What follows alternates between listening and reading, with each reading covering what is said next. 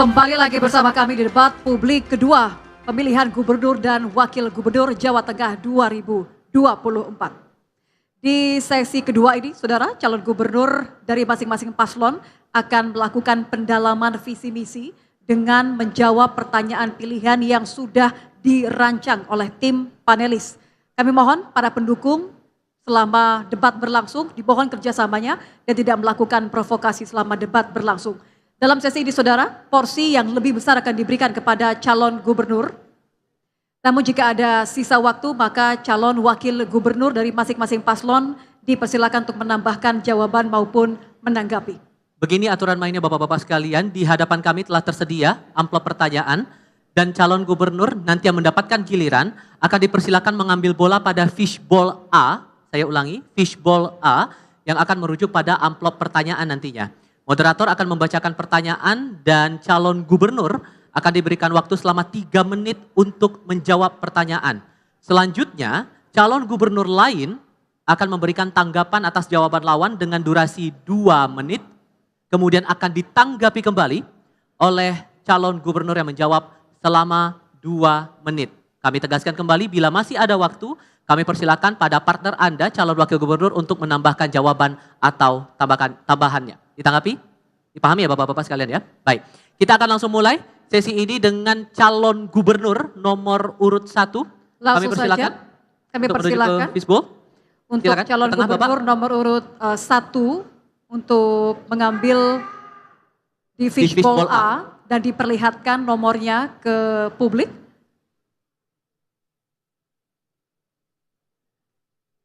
Baik, nomor 4 ya. Nomor 4 mohon diletakkan kembali di wadah kosong di tengah, Bapak. Terima kasih. Dipersilakan kembali ke podium. Paslon nomor urut 1 mendapatkan bola nomor 4. Saya akan ambil.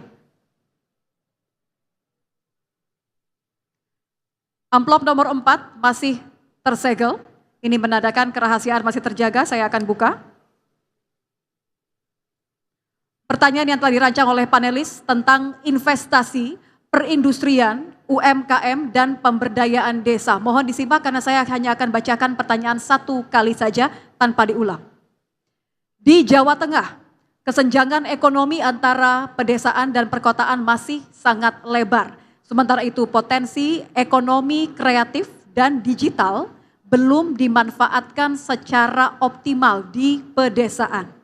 Padahal keberadaan media sosial dan platform e-commerce dapat meningkatkan pemasaran produk kreatif dari wilayah pedesaan.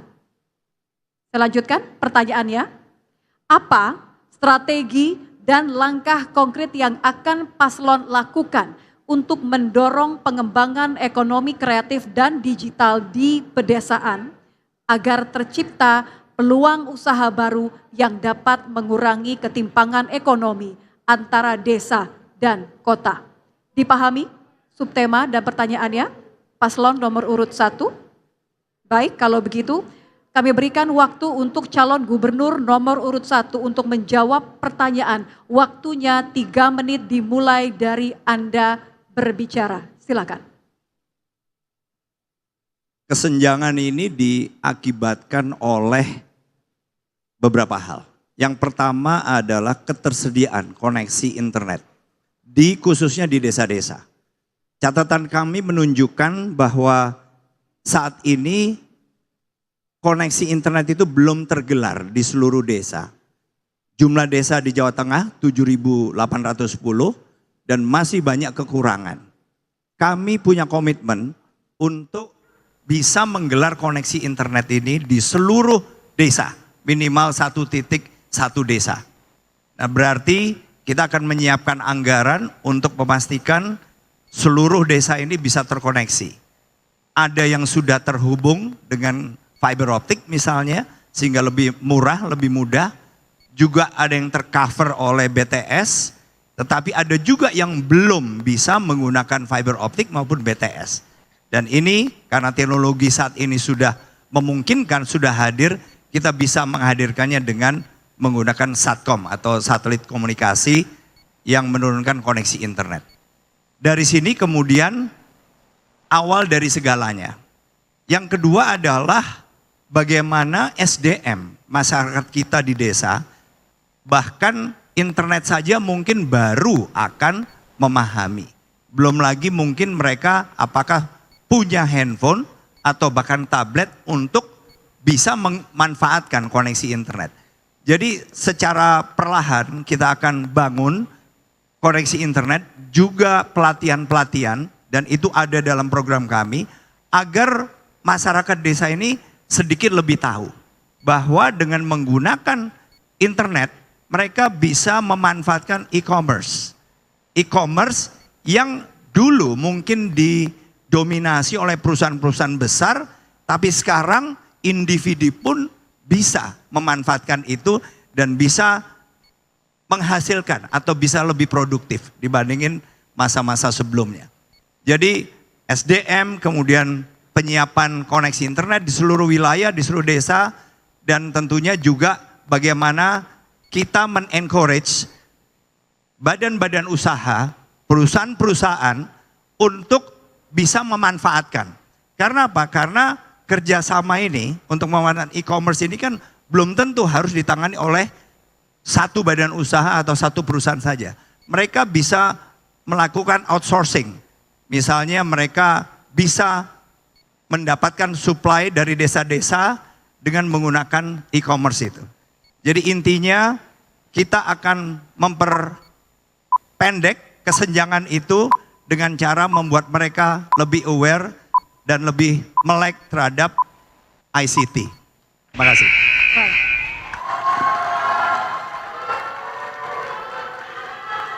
Selanjutnya kami persilakan untuk calon gubernur nomor urut 2 untuk menanggapi. Waktunya 2 menit dimulai dari Anda berbicara. Silakan. Baik, terima kasih saudara moderator. Titik beratnya tadi adalah terkait dengan ekonomi kreatif. Kita tahu bahwa di dunia ini telah mencatat 2 kota kreatif. Yang pertama adalah Pekalongan, yang kedua adalah Solo. Ini yang mendasari bahwa ekonomi kreatif harus kita tegaskan. Di Jawa Tengah ada 3 hal yang menurutkan terkait dengan ekonomi kreatif, yaitu kuliner, fashion, dan kriya. Oleh karena itu, untuk mengangkat ekonomi kreatif, kita berangkatnya adalah dari desa. Kemudian apa yang kita lakukan? Di Jawa Tengah generasi Z hampir 50,2%. Sehingga saya jamin anak-anak generasi Z, anak muda, saya berikan ngopeni anak muda dengan kartu zilenial. Untuk apa? Kartu ini dimanfaatkan adalah memberikan kesempatan bagi anak-anak muda kita untuk berkreatif. Dengan jalan apa? Bahwa dengan punya kartu ini, rekan-rekan zilenial bisa melakukan kursus, kemudian melakukan kegiatan yang didampingi oleh kepala dinas. Sehingga bonusnya bisa ngopi gratis dan internet gratis. Di mana dilakukan? Di seluruh kecamatan kita akan kita tempatkan rumah kreatif di masing-masing kecamatan. Dengan demikian, apabila anak-anak muda di desa kita sudah berkreatif, secara tidak langsung dia bisa menghidupkan, menciptakan lapangan kerja sendiri dan juga memberi kesempatan kepada orang lain. Kemudian yang kedua, di kecamatan itu akan kita jadikan workshop bagi anak-anak muda kita untuk melakukan kreatif dengan tidak menggantungkan kepada orang lain. Terima kasih. Waktunya masih ada, mau lanjutkan? 4 detik. Cukupkan Pak? Dicukupkan? Baik. Cukup? Oke. Baik. Terima kasih. Kami berikan kesempatan kepada calon gubernur nomor urut 1 untuk merespon tanggapan dari calon gubernur nomor urut 2. Waktunya sama, 2 menit dimulai dari Anda berbicara. Silakan. Tambahan dari Mas Lutfi adalah program-program bagus dan memang dibutuhkan. Nah, kemudian memang begitu banyak sebetulnya peluang-peluang bagi desa maupun mereka-mereka yang belum mungkin terekspos kepada koneksi internet itu untuk lebih meningkatkan diri. Saya menambahkan saja bahwa kesempatan bagi mereka untuk belajar itu justru lebih banyak didapatkan dari peers atau teman-teman maupun badan-badan usaha yang peduli. Karena apa? Karena justru perusahaan-perusahaan yang sudah lebih dulu menggunakan e-commerce, kalau mereka bisa memanfaatkan potensi desa, ini akan lebih efektif lagi kemungkinannya untuk membesarkan bukan saja perusahaan mereka, tetapi juga mereka-mereka yang ada di desa yang pasti memberikan kontribusi untuk memperbesar secara bersama-sama usaha mereka bersama. Memang yang menjadi tantangan adalah bagaimana kemudian kita bisa menyiapkan tambahan device sehingga mereka yang tadinya belum pernah terekspos, ada sekitar mungkin 18%-an dari masyarakat Jawa Tengah ini yang belum pernah terekspos atau belum terhubung dengan internet. Nah, ini memang tantangan tersendiri. Anggaran yang kita miliki, kita pernah hitung, bisa memberikan tetapi sifatnya bertahap. Tapi kami yakin dalam 5 tahun ke depan, mereka-mereka ini minimal bisa menambah kapasitas maupun kemampuan masing-masing untuk memiliki device yang bisa terkoneksi ke internet secara langsung. Terima kasih. Baik. Terima kasih calon gubernur nomor 2. Baik, kita akan langsung masuk ke putaran berikutnya dan kami berikan kesempatan untuk calon gubernur nomor urut 2 mengambil bola di fishbowl A. Silakan ke tengah Bapak. Di fishbowl A, yang A Bapak sebelah. Oke. Dan tunjukkan angkanya ke kamera. Nomor, boleh diputar sedikit Bapak, biar terlihat. Nomor 1, baik. Silakan ditaruh di wadah kosong di tengah Anda Bapak. Calon gubernur nomor urut 2 mengambil nomor 1. Mohon tenang teman-teman, mohon kerjasamanya, terima kasih. Ini amplop nomor 1. Saya akan membacakannya 1 kali saja dan tidak ada pengulangan sehingga mohon dicermati dengan saksama. Pertanyaan untuk calon gubernur nomor urut 2 tentang lingkungan hidup, perubahan iklim, dan penanggulangan bencana. Berdasarkan data BNPB tahun 2023, jumlah bencana alam yang terjadi di Jawa Tengah relatif tinggi, yaitu tanah longsor 125 kasus, banjir 95 kasus, dan kekeringan 21 kasus. Jumlah dan jenis bencana di Jawa Tengah diperkirakan akan semakin meningkat setiap tahun. Pertanyaannya, bagaimana strategi paslon untuk memitigasi bencana alam dan tata kelola pasca bencana di wilayah Jawa Tengah? Waktu Anda menjawab 3 menit dimulai sejak Anda berbicara. Baik, terima kasih Saudara Moderator. Jawa Tengah dijuluki sebagai supermarket bencana karena sering mengalami berbagai macam bencana. Tahun 2023, Jawa Tengah merupakan salah satu dari 5 provinsi yang sering mengalami bencana alam. Oleh karena itu, untuk memitigasi hal ini yang pertama, kita akan ciptakan penanggulangan bencana secara terpadu. Apa itu? Yang pertama, kita akan menggunakan aplikasi Jateng Ngopeni. Jadi Jateng Ngopeni ini adalah merupakan sistem deteksi dini kepada masyarakat kita, baik itu yang mulai rob banjir, kemudian longsor, gunung Merapi, kita aplikasikan dalam Jateng Ngopeni sebagai peringatan dini. Kemudian yang kedua, kita lakukan rehabilitasi dan rekonstruksi pada saat pasca bencana. Untuk apa? Agar masyarakat kita recovery bahwa negara hadir untuk melaksanakan.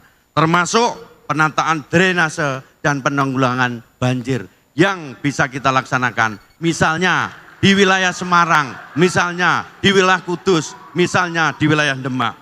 Termasuk kita akan ciptakan desa tangguh bencana. 1 desa, 1 tangguh bencana. Untuk apa? Mereka akan kita latih untuk memberikan efek deterren dan terbiasa untuk menghadapi bencana.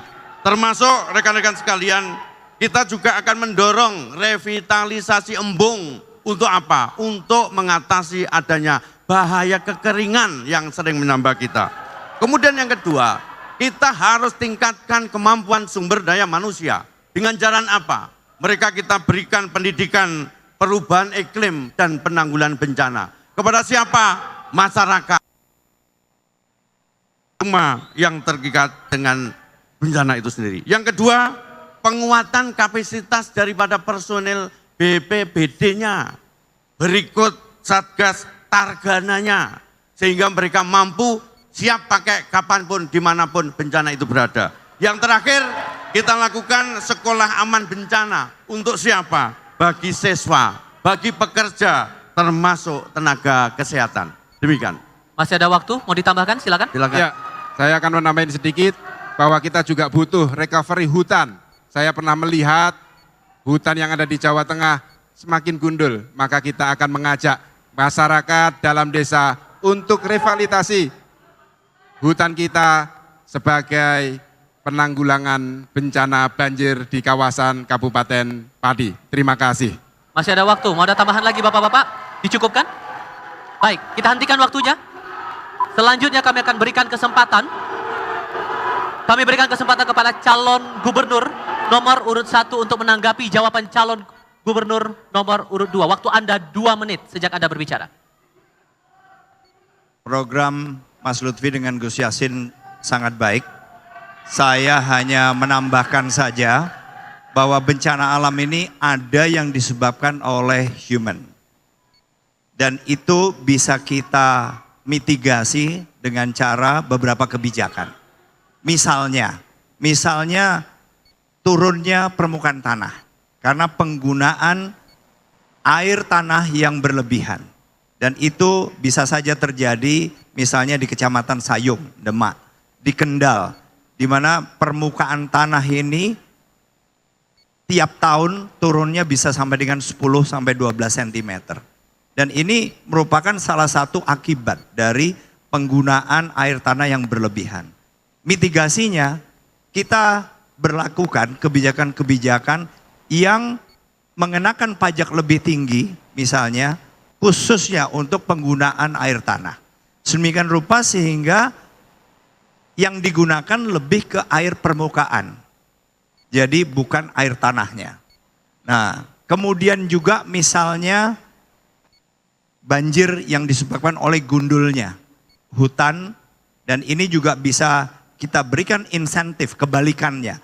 Insentif bagi usaha-usaha atau perusahaan-perusahaan yang kemudian bisa menunjukkan bahwa mereka bisa menghijaukan kembali sektornya atau propertinya maupun usaha di sekitarnya. Sedemikian rupa sehingga kita meringankan, memberikan insentif kepada mereka, tetapi juga usaha untuk memitigasi itu dilakukan oleh swasta. Dan karena mereka yang punya kepentingan, saya meyakini ini akan lebih efektif. Karena biasanya usaha-usaha itu ingin berusaha dalam jangka yang cukup panjang. Baik. Giliran Cagup nomor urut 1 sudah, sekarang saya berikan kesempatan kepada Cagup nomor urut 2 memberikan respon atas tanggapan dari Cagup nomor urut 1. Waktu Anda 2 menit sejak Anda berbicara.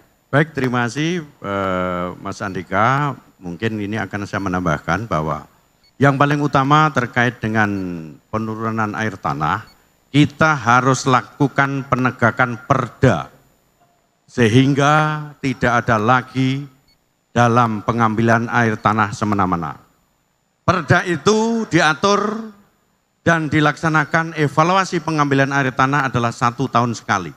Manakala saya dengan Gus Yassin nanti menjadi gubernur, perda itu akan kaya revisi untuk 3 bulan sekali kita lakukan evaluasi pengambilan air tanah untuk tidak dilakukan semena-mena. Itu yang pertama. Kemudian yang kedua, apa solusinya? Kita harus menggunakan desalinasi.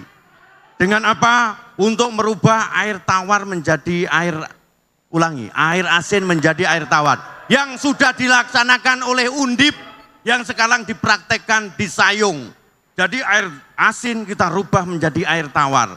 Sehingga pengambilan air yang semena-mena, yang tidak melalui aturan, yang melanggar aturan sebagai perda, dapat dimitigasi dengan adanya pengambilan atau alat yang sudah dicontohkan oleh Undip. Oleh karena itu, saya nanti akan berjanji bahwa untuk selanjutnya koordinasi dengan BUMD kita, dengan PUMD kita untuk melaksanakan kegiatan dengan adanya penggunaan air tanah itu sendiri. Demikian selesai. Masih ada waktu? Ada tambahan? Atau cukup? Oke, kita hentikan waktunya dan kita beri apresiasi untuk kedua pasangan calon untuk sesi kali ini. Baiklah Bapak dan Ibu, masing-masing pasangan calon 1 dan 2 telah menjawab pertanyaan dari panelis dan ditanggapi oleh paslon lainnya serta merespon balik tanggapan dari masing-masing calon gubernur.